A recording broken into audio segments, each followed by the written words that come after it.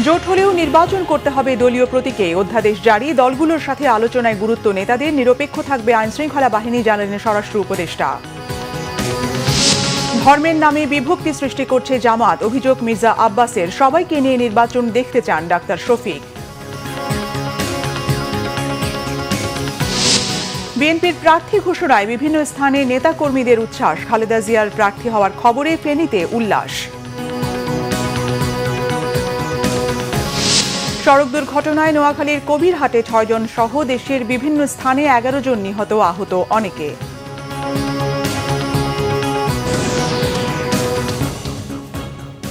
দেখছিলেন crown cement সংবাদ শিরোনাম, এবারে বিস্তারিত।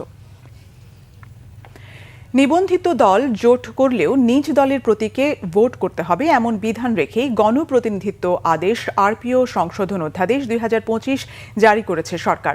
সোমবার আইন মন্ত্রণালয় এই অধ্যাদেশের গেজেট জারি করেছে। এর আগে 23 অক্টোবর উপদেষ্টা পরিষদের বৈঠকে আরপিও সংশোধন অধ্যাদেশের খসড়ার নীতিগত অনুমোদন করে। এরপর জোট মনোনীত প্রার্থীকে নিজ দলের প্রতীকে ভোট করা নিয়ে বিএনপি আপত্তি তুললেও জামাত ও এনসিপি 20 ধারার এই সংশোধন বহাল রাখার দাবি জানায়। এ নিয়ে টানাপোড়েনের মধ্যেই সেই বিধান রেখেই অধ্যাদেশ জারি করা হলো। ফলে ত্রয়োদশ সংসদ নির্বাচনে একাধিক নিবন্ধিত দল জোট করলেও জোট মনোনীত প্রার্থী বড় দলের বা অন্য দলের প্রতীকে ভোট করতে পারবে না, নিজ দলের প্রতীকেই ভোট করতে হবে। আরপিও চূড়ান্ত করার আগে রাজনৈতিক দলগুলোর সঙ্গে আলোচনা জরুরি ছিল বলে মন্তব্য করেছেন বিপ্লবী ওয়ার্কার্স পার্টির সাধারণ সম্পাদক সাইফুল হক।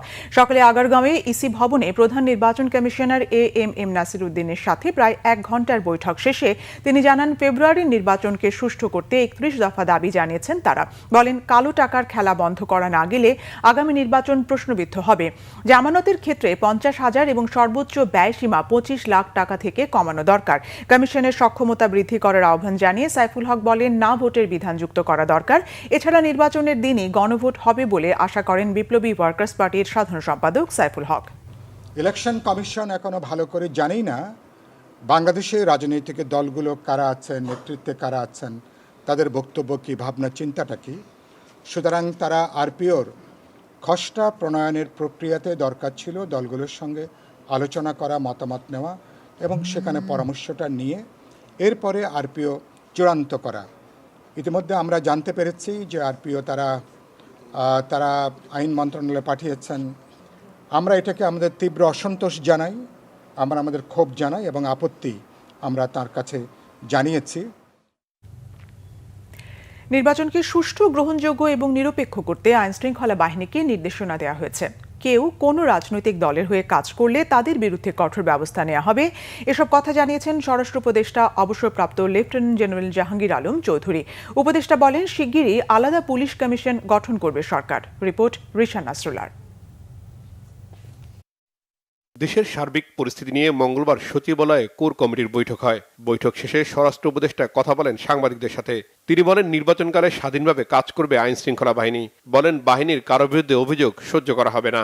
পুলিশের প্রতি আমার নির্দেশনা, ইলেকশনটা হইতে হবে ফ্রি, ফেয়ার, ক্রেডিবল এবং উৎসবমুখ। কারো কোনো ধরনের এরকম নেগলিজেন্স থাকলে সাথে সাথেই তার আইনি আওতায় নেওয়া আসা হবে। আগে যেমন খালি ওই জিডি করে রাখতে হতো, কেস না, এইবার সাথে সাথেই তারা পানিশমেন্টের আওতায় নিয়ে আসে। লুট হওয়া এবং অবৈধ অস্ত্র উদ্ধার নিয়ে করা প্রশ্নের জবাবে স্বরাষ্ট্র উপদেষ্টা বলেন, চেষ্টা চলছে, তবে সব জায়গার অস্ত্র উদ্ধার করা দুরূহ। এই পুলিশ কমিশনের ব্যাপারে এখানে আলোচনা হয়, বাট পুলিশ কমিশন আল্লাহ দিলে হয়ে যাবে। 2014, 2018 এবং 2024 নির্বাচনে যারা ছিল তাদের আমরা ম্যাক্সিমাম চেঞ্জ করার চেষ্টা করব। কিন্তু হলো কি, আমাদেরও একটা লিমিটেশন আছে। আমরা তো সবাইরে তো পারবো না, নতুন রিক্রুট করে নতুন অস্তিত্ব নিয়ে আসতে পারবো না। সেই সময় দেখা যায় যে একটা নির্বাচনের সাথে জড়িত ছিল, বাট সে ওরকম কোনো তার এগেইনস্টে কোনো রিপোর্ট নাই, তারা হয়তো আমরা তো ইউজ করতে হবে। আমার দেখেন তো নতুন কোনো কিছু নেই, আমি তো বলতে পারবো না ভাই এই আসো, আমি আজকে ওসিং নিয়োগ দেবো, 100 চলে আসো। এদের আদার আমরা সর্বাত্মক চেষ্টা করতেছি। আমাদের কাছে তারা দে আর অল ক্রিমিনাল, তাদের আমরা যেই কোনো সময় পাইলেই নিয়ে আসবো। প্লাস তাদের সাথে আমাদের একটা এক্সট্রাডিশন ট্রিটি আছে, আমরা চেষ্টা করতেছি তারা আনার জন্য। বিএনপির মনোনয়নকে কেন্দ্র করে কিছু এলাকায় বিশৃঙ্খলা সৃষ্টি হয়েছে, একে নির্বাচনের আমেজ বলে মন্তব্য করেন স্বরাষ্ট্র উপদেষ্টা।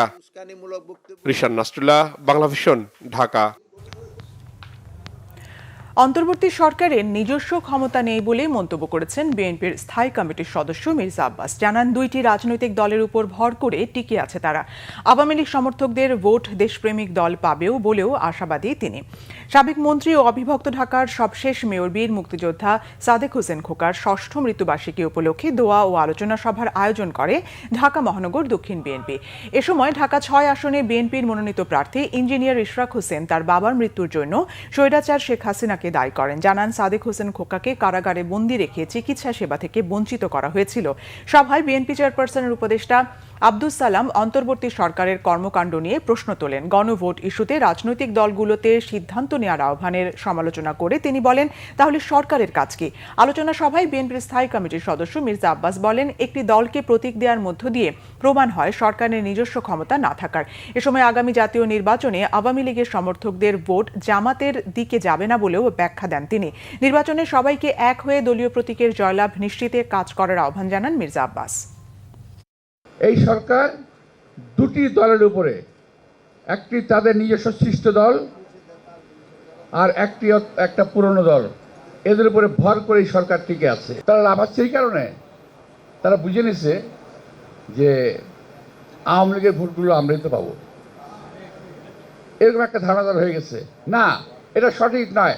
সকল আওয়ামী লীগের অন্য কাউকে ভোট দেবে না, তারা দেশপ্রেমিক দলকেই ভোট দেবে।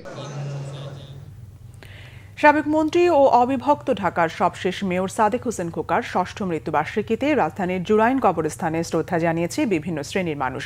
সকালে বিএনপি, এর অঙ্গ ও সহযোগী সংগঠনের নেতাকর্মী এবং পরিবারের সদস্যদের নিয়ে জুরাইন কবরস্থানে যান ঢাকা ৬ আসনে ধানের শীর্ষের প্রার্থী ইশরাক হোসেন। এ সময় মরহুম সাদেক হোসেন খোকার প্রতি শ্রদ্ধা জানান ইশরাক হোসেন সহ পরিবারের সদস্যরা। এরপর দলীয় নেতাকর্মীরাও সাদেক হোসেন খোকার প্রতি শ্রদ্ধা জানান। এ সময় মরহুম সাদেক হোসেন খোকার আত্মার মাগফিরাত এবং দেশ ও জাতির সমৃদ্ধি কামনায় মোনাজাত করা হয়। পরে জুরাইন কবরস্থানে কোরআন খানি ও মিলাদ মাহফিল হয়। এ সময় ইশরাক হোসেন বলেন, সাদেক হোসেন খোকা দীর্ঘ জীবন রাজনীতি করেছেন, চিকিৎসার জন্য বিদেশে গিয়েছেন, শেষ সময় দেশের মানুষের মাঝে ফিরতে চেয়েছিলেন, নেতাকর্মী পরিবারের সঙ্গে সময় কাটাতে চেয়েছিলেন, কিন্তু স্বৈরাচারী হাসিনা তাকে ফিরতে দেননি। মানুষের জন্য সাদেক হোসেন খোকার রাজনীতি থেকে শিক্ষা নিয়ে নতুন বাংলাদেশ বিনির্মাণে সবাইকে কাজ করার আহ্বান জানান ইশরাক হোসেন।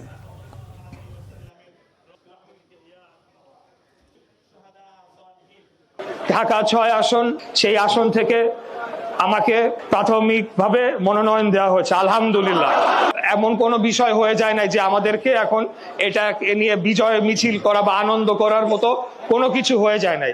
এটা এখন আমাদের একটা দায়িত্ব, বিশেষ করে এই আসনের যারা ভোটাররা রয়েছেন, যে কোনো উপায়ে আমরা ভোটারদেরকে মন জয় করে, ভোটারদের সংগঠিত করে এই আসনটি যাতে আমরা দলের যে আমাদের উপর আস্থা রেখেছে সেই আস্থার প্রতিদান দেই এবং এই আসনটি বিজয়ী করে নিয়ে এসে আমাদের নেতা দেশ তারেক রহমানের হাতকে শক্তিশালী করার জন্য, উনি যাতে আগামীতে রাষ্ট্র ক্ষমতায় যেতে পারেন, বাংলাদেশকে সংস্কার করতে পারেন, বাংলাদেশের প্রধানমন্ত্রী হতে পারেন, সেই লক্ষ্যে আমরা কাজ করে যাব। জুলাই সনদ এবং গণভোট নিয়ে সমমনা দলগুলোর মতবিরোধকে গণতান্ত্রিক সৌন্দর্য বলে মনে করেন জামাতে ইসলামের আমির ডাক্তার শফিকুর রহমান। যুক্তরাষ্ট্র ও যুক্তরাজ্য সফর শেষে মঙ্গলবার সকাল ৬টায় হযরত শাহজালাল আন্তর্জাতিক বিমানবন্দরে নেমে সাংবাদিকদের এক প্রশ্নের জবাবে কথা বলেন তিনি। এ সময় বিপুল পরিমাণ নেতাকর্মী তাকে স্বাগত জানায়। বিমানবন্দরে তিনি সাংবাদিকদের বলেন, ফেব্রুয়ারিতে নির্বাচন অনুষ্ঠানের জন্য পুরো প্রস্তুত তার দল। ১ বছর আগেই জামাতের প্রার্থী ঘোষণা করা হয়েছে উল্লেখ করে তিনি বলেন, সময় হলেই চূড়ান্ত ঘোষণা আসবে। আবারও দলের আমির নির্বাচিত হওয়া প্রসঙ্গে ডাক্তার শফিকুর রহমান বলেন, এটি কোনো নেতা নির্বাচন নয়, বরং দলের কর্মীরা তার উপর দায়িত্ব অর্পণ করেছেন। আমাদের মধ্যে মতানৈক্য হোক, তবে দোয়া করেন মত বিরোধ যেন না হয়। মতের ভিন্নতা থাকবে, এটাই গণতন্ত্রের সৌন্দর্য। সব দল তো এক দল নয়, সবগুলা দল ভিন্ন ভিন্ন, তাদের দৃষ্টিভঙ্গিতেও কিছু পার্থক্য থাকবে, এটাই স্বাভাবিক। আমরা সকলের মতকে শ্রদ্ধার সাথে দেখি, তবে আমরা নিজেরা যে মতটা প্রকাশ করি, আমরা চেষ্টা করি চিন্তা ভাবনা করে জাতির স্বার্থেই সেই মতগুলো প্রকাশ করার। অতএব মতানৈক্য এটা ডেমোক্রেসির সৌন্দর্য, এটার জন্য এখানে বিরোধ লেগে গেছে অথবা অনেককে একেবারে দেশ অস্থির হয়ে গেছে, আমরা এটুকু চিন্তা করতে রাজি নই। জাতীয় নির্বাচনকে সামনে রেখে কেন্দ্রীয় নির্বাচন পরিচালনা কমিটি গঠন করেছে জাতীয় নাগরিক পার্টি এনসিপি। কমিটির প্রধান করা হয়েছে দলটির মুখ্য সমন্বয়ক নাসিরউদ্দিন পাটোয়ারিকে। সেক্রেটারি হিসেবে দায়িত্ব দেওয়া হয়েছে দলের জ্যেষ্ঠ যুগ্ম সদস্য সচিব তাসনিম জারাকে। দলটির এক সংবাদ বিজ্ঞপ্তিতে এই তথ্য জানানো হয়েছে। বিজ্ঞপ্তিতে বলা হয়েছে 2026 সালের জাতীয় নির্বাচনে অংশগ্রহণের লক্ষ্যেই নাসিরউদ্দিন পাটোয়ারি ও তাসনিম জারার নেতৃত্বে নির্বাচন পরিচালনা কমিটি গঠন করা হয়েছে। কমিটি দলের সার্বিক প্রস্তুতি, পরিকল্পনা, প্রার্থী বাছাই, মাঠ পর্যায়ের সমন্বয়, মিডিয়া ও প্রচারণা এবং প্রশিক্ষণ ও মনিটরিং এর মতো বিষয়গুলো সমন্বয় করবে।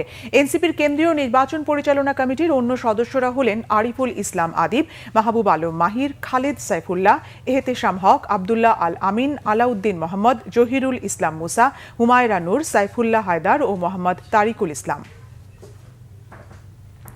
ত্রয়োদশ জাতীয় সংসদ নির্বাচনে মনোনয়ন পেয়ে দেশের বিভিন্ন জায়গায় আনন্দ উৎসব সহ নানা কর্মসূচি পালন করেছে বিএনপি।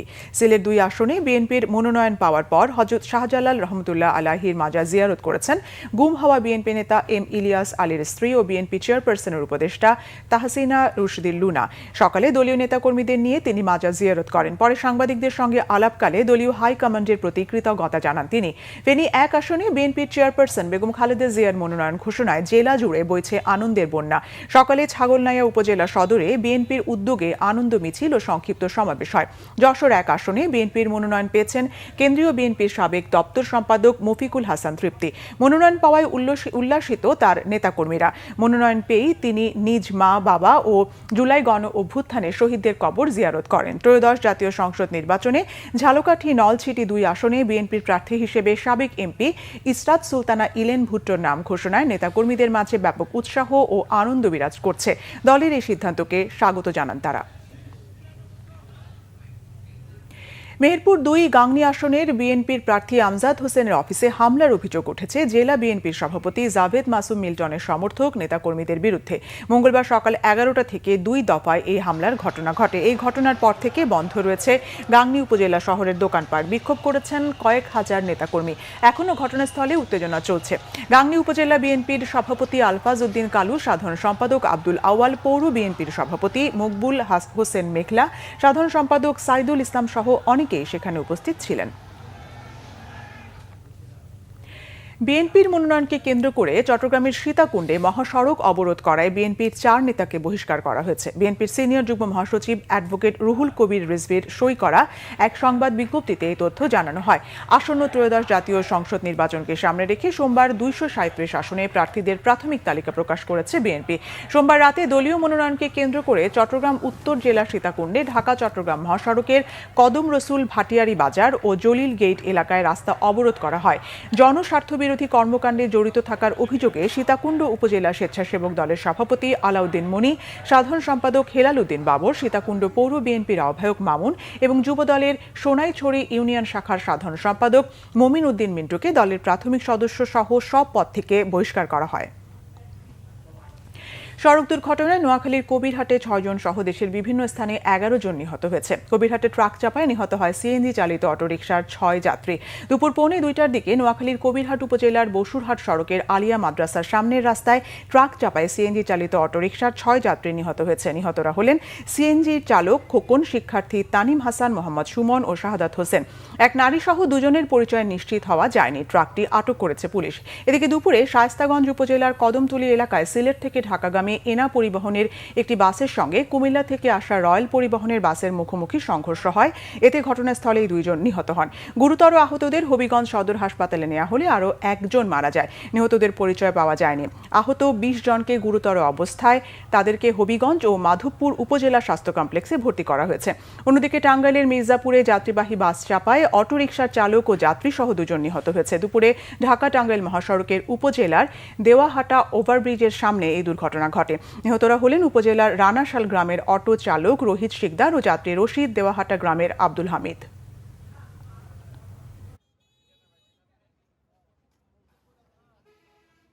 গেল বছর আগাম সবজি চাষে ক্ষতিগ্রস্ত হওয়ায় এবার বাড়তি লাভের আশায় আমন ধান চাষে ঝুঁকেছেন ঠাকুরগাঁওয়ের চাষিরা। কিন্তু বৈরী আবহাওয়ায় কৃষকের সেই আশায় গুড়ে বালি। গত 5 দিনের টানা বৃষ্টিতে ঠাকুরগাঁওয়ে ক্ষতিগ্রস্ত হয়েছে আমন ও সবজির ক্ষেত। এবছর ফলন কমার পাশাপাশি বাজারে কৃষকদের ন্যায্য মূল্য না পাবার শঙ্কা কৃষি বিভাগেরও। ঠাকুরগাঁও প্রতিনিধি খোদা বক্স ডাবলুর তথ্য ও ছবিতে ডেস্ক রিপোর্ট। ঠাকুরগাঁওয়ে টানা বৃষ্টিতে তলিয়ে গেছে আগাম আমন ধান। বাড়তি লাভের আশায় কৃষকের আগাম আমন চাষে বাদ সেধেছে প্রকৃতি। ঝড়ো হাওয়ার কারণে নুয়ে পড়েছে গাছ। বেশিরভাগ ধান চিটা হওয়ার আশঙ্কা রয়েছে। আকচা এলাকায় কৃষক কৃষানীরা জমিতে মজুর দিয়ে ধান কাটছে, অন্তত কিছু ধান পাওয়া যাবে এই আশায়। অনেকে ধান গাছগুলোকে দাঁড় করানোর চেষ্টা করছে একটু ক্ষতি লাঘবের আশায়। আগাম সবজির আবাদেও একই দশা। 3-4 দিনে কিন্তু ক্ষেত খামার অনেক নষ্ট হয়েছে, ধান নষ্ট হয়েছে, ধানগুলা হচ্ছে কাঁচায় আছে, ওইভাবে আমি কাটে নিয়ে যাচ্ছি। যদি ওঠাই তাহলে তা আধা আধি পাওয়া যাবে, না হলে তো ওগুলা একদম কি 1 হাঁটুয়া পানি আছে, ওখানে কিবা হয়ে যাবে, পচে যাবে ধান না ওঠালে। সম্পূর্ণ বীজই নষ্ট। এটা পানি শুকানোর পরে আবার লাগাইতে হবে। এইটার নাম দিয়ে আমার শাকসবজি করে আমার সারা বছর চলি, এখন আমার একটু ক্ষতি ধান তো নাই, যদি কিছু ধান পাইল গেলে এটা কিছু লাভ হলে। গত বৃহস্পতিবার থেকে টানা বৃষ্টিতে ফসলের মাঠে জলাবদ্ধতা তৈরি হওয়ায় আমন ধান ও শীতকালীন সবজিতে ক্ষতির আশঙ্কা কৃষি সম্প্রসারণ অধিদপ্তরেরও। জেলার 798 হেক্টর জমির অবস্থা একই। তবে কৃষক দ্রুত ফসল ঘরে তুললে ক্ষতি কিছুটা কম হবে বলে জানায় কৃষি বিভাগ। 798 হেক্টর জমিতে আমাদের প্রাথমিক ক্ষয়ক্ষতির পরিমাণ আমরা নিরূপণ করেছি এবং আগাম যে আলু সেটিও আমরা নিরূপণ করেছি 108 হেক্টর। সবজি নিরূপণ করেছি 40 হেক্টর। তো এক্ষেত্রে কৃষি বিভাগ এই মুহূর্তে আমাদের পরামর্শ দিচ্ছে কৃষক ভাইদেরকে যে তারা যেন দ্রুত জমির রোপা আমাদের ধানের জমিগুলোর পানি সরিয়ে ফেলে। এবছর জেলায় 1,37,300 হেক্টর জমিতে আমন ধানের চাষ হয়েছে। সবজি আবাদ হয়েছে 700 হেক্টর জমিতে। Bangla vision news desk. নরসিংদীতে খেয়াঘাটে অতিরিক্ত ভাড়ার টাকা আদায় করা নিয়ে দুই পক্ষের সংঘর্ষে টেটাবিদ্ধ সহ 10 জন আহত হয়েছেন। সকালে সদর উপজেলার মাধবদী থানার চরাঞ্চল চর দিঘলদি ইউনিয়নের জিতরামপুরে এই সংঘর্ষের ঘটনা ঘটে। এর আগে সোমবারও একই বিরোধ নিয়ে সংঘর্ষে জড়ায় দুই পক্ষ। পুলিশ ও স্থানীয়রা জানায়, চর দিঘলদি ইউনিয়নের জিতরামপুরে খেয়াঘাটে অতিরিক্ত ভাড়ার টাকা আদায় করা নিয়ে স্থানীয় শহীদ মেম্বার ও চান মিয়া গ্রুপের মধ্যে বিরোধ চলছিল। এ নিয়ে সোমবার দুই পক্ষ সংঘর্ষে জড়ানোর পর খেয়াঘাট বন্ধ হয়ে যায়।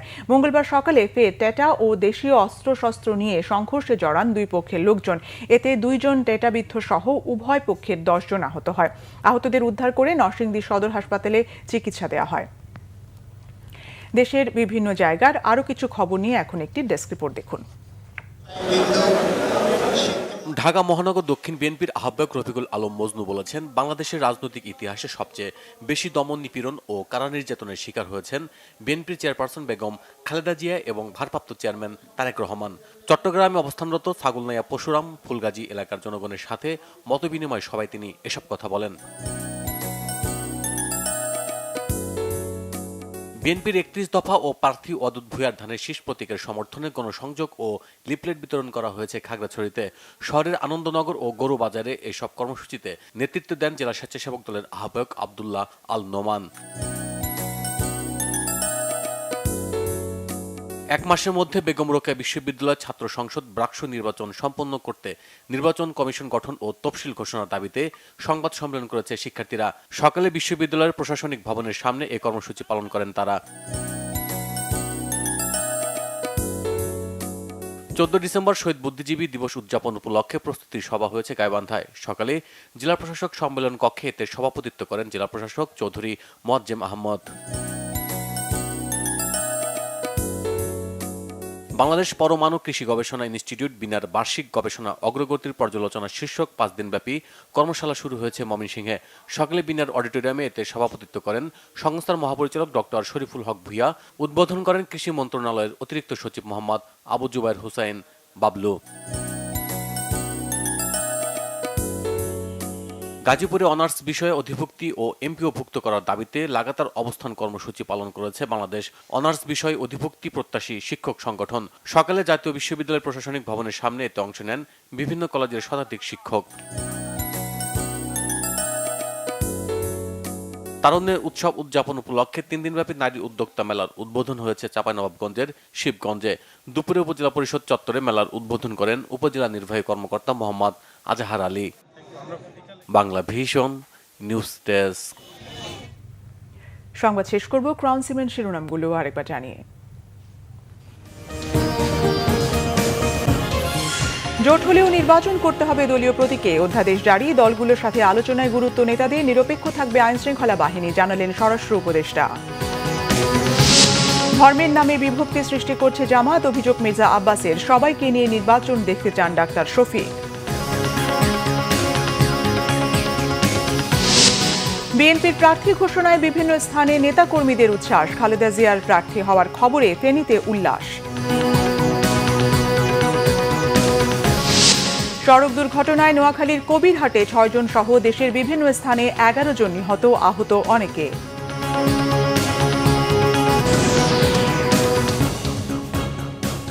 এই ছিল এখনকার মতো। পরের সংবাদ সন্ধ্যা 7:30টায় দেখার আমন্ত্রণ রইল। এছাড়া বাংলা ভিশন সংবাদ ও সংবাদ সংশ্লিষ্ট অনুষ্ঠান দেখতে ভিজিট করুন www.bbnews24.com ও facebook.com/banglavishannews এবং সাবস্ক্রাইব করুন youtube.com/banglavishannews।